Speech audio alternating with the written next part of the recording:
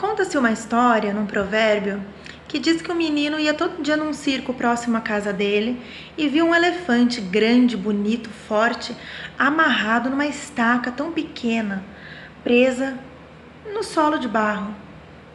E ele perguntou para o sábio que ficava ali ao redor do circo: Sábio, eu não consigo entender o porquê um elefante tão forte, tão bonito, tão feroz se deixa ficar preso numa cordinha que amarra as pernas dele nesse chão, numa estaca tão pequena, tão insignificante, perto do tamanho dele.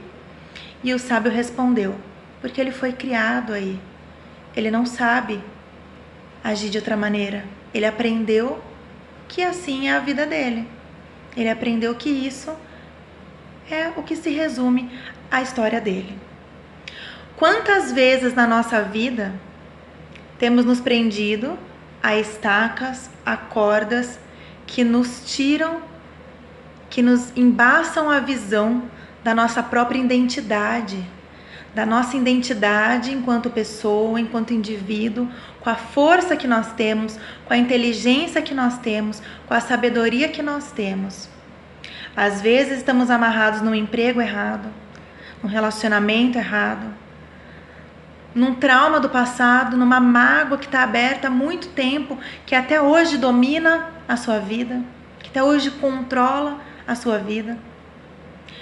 Quando nós nascemos, nós somos bebezinhos pequenos, a gente nasce numa cultura, numa sociedade, numa família que carrega uma bagagem histórica, social, cultural, né? Que tem valores diferentes. Cada família carrega um valor, cada família carrega um histórico, e com isso, nós, enquanto pequenininhos, vamos nos moldando ao meio em que nós somos inseridos.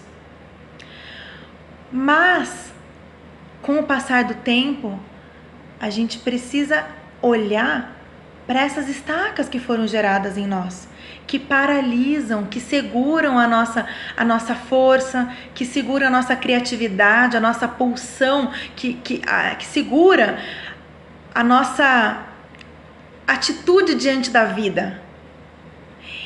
Então eu te convido a parar para refletir nessa pequena história do elefante. Por que o elefante não levantava simplesmente, arrebentava a corda e saía, fugia, arrebentava tudo? Ele não sabia do que ele era capaz. Ele não sabia mais quem ele era.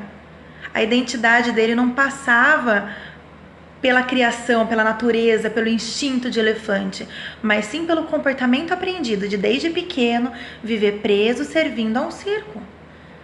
Ele não sabia fazer diferente. Muitas das vezes estamos acostumados na estaca com as nossas pequenas prisões porque nós não sabemos o que fazer se nós cortarmos, se nós abrirmos mão de mágoas, de laços, de coisas que nos destroem, que nos paralisam.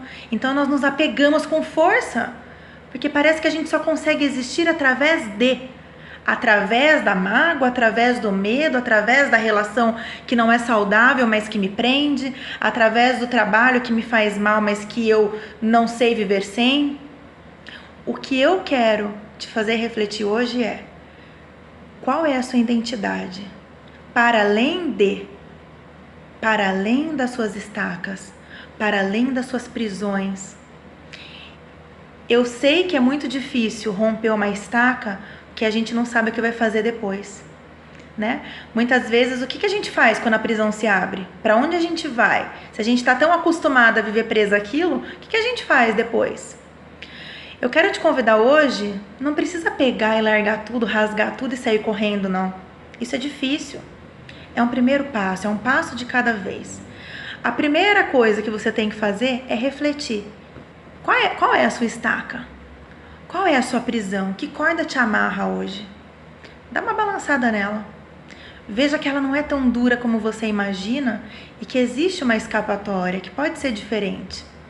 E aí eu te convido a primeiramente olhar: que corda é essa? Como é que você veio parar ali? E o que essa corda tem feito com a sua identidade, com os seus sonhos, com os seus projetos? Esse é um primeiro passo.